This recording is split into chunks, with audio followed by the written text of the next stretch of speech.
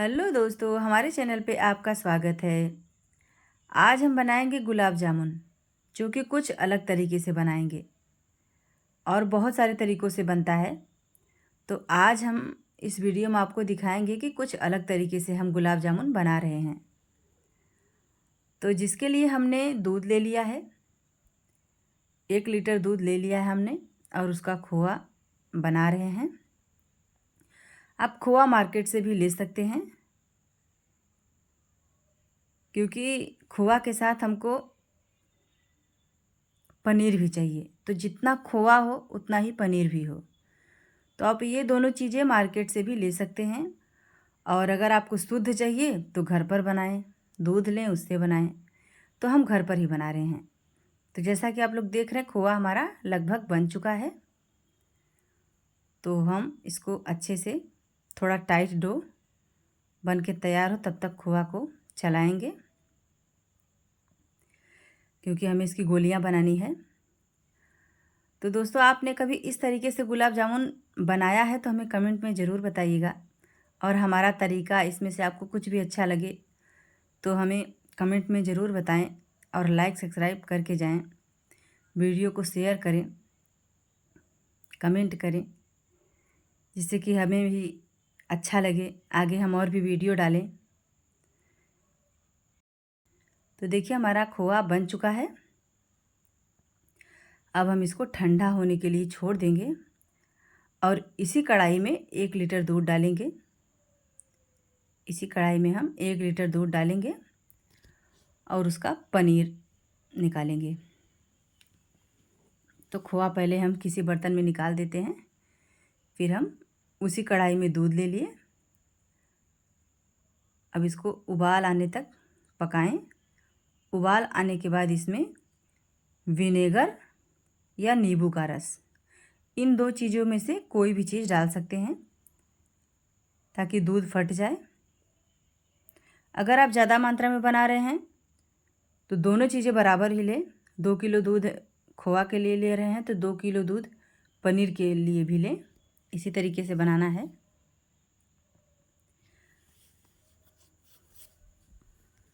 हम विनेगर डाल रहे हैं दूध को फाड़ने के लिए। तो देखिए, अब दूध फट चुका है। फ्लेम को हम मध्यम कर देते हैं। देखिए, दूध फट चुका है।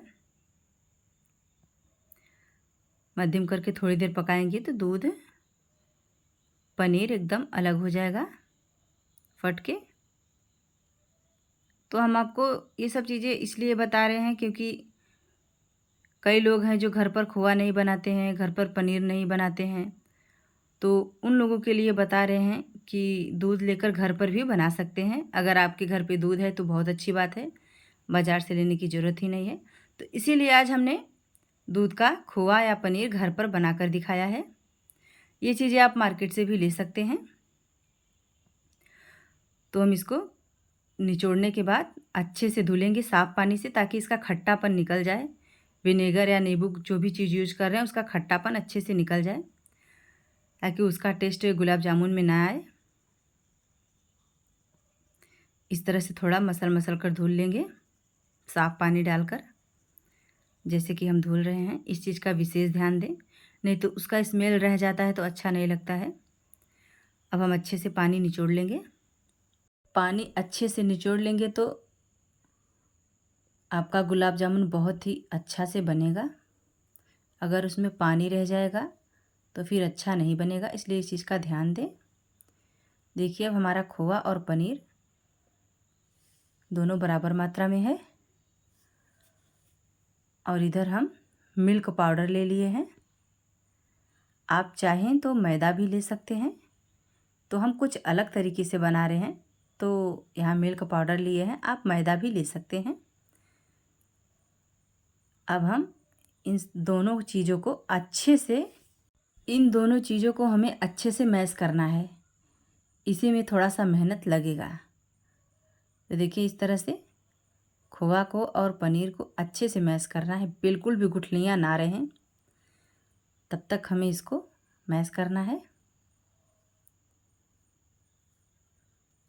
तो हम इसको अच्छे से पहले मैश करेंगे, इसका बहुत ज़्यादा ध्यान देना है, क्योंकि अगर अच्छे से मैश नहीं हुआ, आपकी गोलियां अच्छी नहीं बनी, तो आपके गुलाब जामुन फट जाएंगे।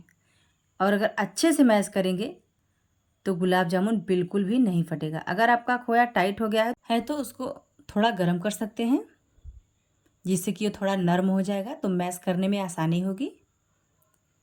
देख सकते हैं। अब इधर पनीर है, इसको भी उसी तरह से मैश करना है, जैसे कि ये चिकनी गोलियां बनने लगी तब तक मैश करना है। देख सकते हैं। अब दोनों ही अच्छे से मैश हो गया है। अब दोनों को मिक्स करेंगे एकदम अच्छे तरीके से। देख सकते हैं किस तरह से मिक्स हो रहा है। और ये मिल्क पाउडर है, कोई भी मिल्क पाउडर आप ले सकते हैं। अगर ये नहीं है तो आप मैदा भी यूज कर सकते हैं। तो उतने खोया में, 1 किलो दूध के खोया में, 1 किलो दूध के पनीर में मिल्क पाउडर 2 से 3 चम्मच डालें, या जब तक कि आपकी गोलियां अच्छे से ना बनने लगें तब तक थोड़ा थोड़ा डालें। तो 2 से 3 चम्मच इसमें लग जाता है। देखिए इस तरह से मैश करें। देख सकते हैं। मैश करना बहुत ही ज़रूरी है, इस चीज़ का ध्यान दें।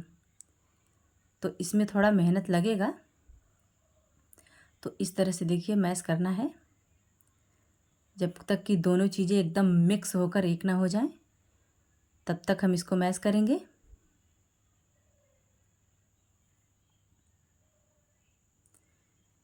देखिए इस तरह से जब चिकनी गोलियां बनने लगे तब समझ लें कि आपका गुलाब जामुन बनने के लिए अब तैयार है। देखिए इस तरह से हमारे हाथ में देखिए तेल तेल सा हो गया है, इस तरह से होना चाहिए। देख सकते हैं। अब हमारा परफेक्ट गुलाब जामुन बनेगा। अब इसकी मन मुताबिक गोलियां बना लें, जितना बड़ा छोटा आपको पसंद हो सारी गोलियां बनाकर रख लें।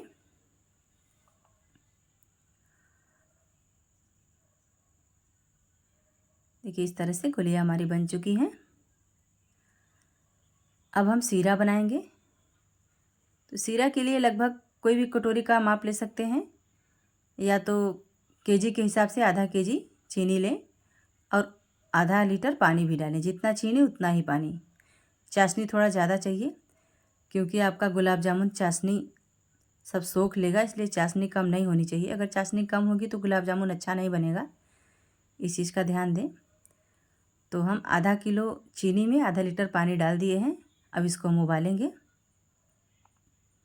सीरा इसका बहुत मोटा नहीं होना चाहिए, एक तार की चाशनी होनी चाहिए, बहुत ही पतला सीरा,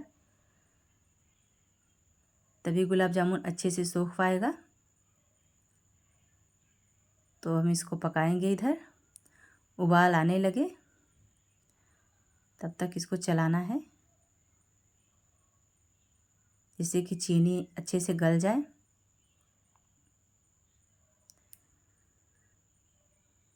तो दोस्तों हमारी जानकारी आपको कैसी लगी हमें कमेंट में बताना बिल्कुल भी ना भूलें। अगर इसमें से कुछ भी अच्छा लगा हो तो हमें कमेंट में ज़रूर बताएं। अब इसमें केसर डालेंगे। थोड़ा सा केसर डालने से मीठा का स्वाद भी बहुत अच्छा हो जाता है और देखने में भी अच्छा लगता है। तो इसको केसर डाल के हम थोड़ी देर पका देंगे। और इधर हमारी चाशनी लगभग तैयार हो चुकी है। देख सकते हैं अच्छे से उबाल आने लगे तब तक इसको पकाना है। तो हमारी चाशनी अब तैयार हो चुकी है। देखिए इस तरह से उंगलियां चिपकनी चाहिए।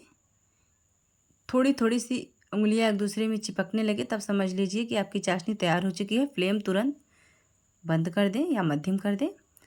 इधर हम कढ़ाई रखे हैं, इसमें तेल डालेंगे।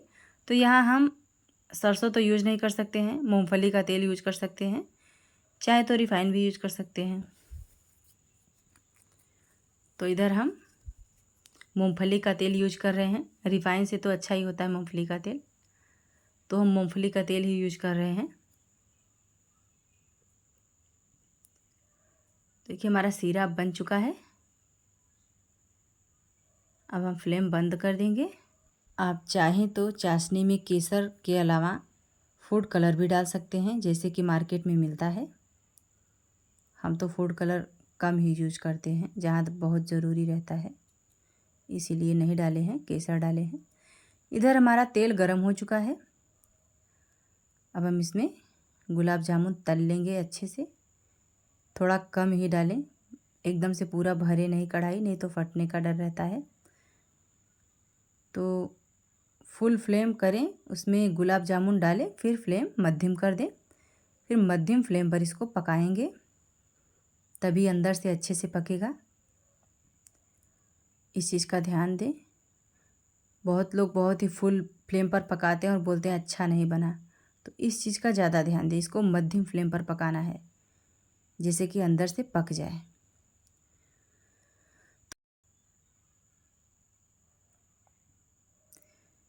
अब गुलाब जामुन देखिए हमारा लगभग पक चुका है। अब हम सीरा में डाल देंगे। अब हमारा मीठा तैयार हो चुका है, देख सकते हैं। इसी तरीके से सारा गुलाब जामुन हम तलेंगे और सीरा में डुबो देंगे। तो आप लोग घर पर हेल्दी मीठा बनाइए, खाइए।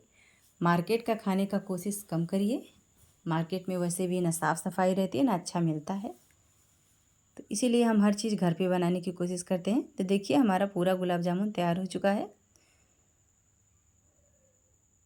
देखिए सारा गुलाब जामुन बन के हमारा तैयार हो चुका है। अब हम एक आपको दिखाएंगे कि किस तरह से बना है।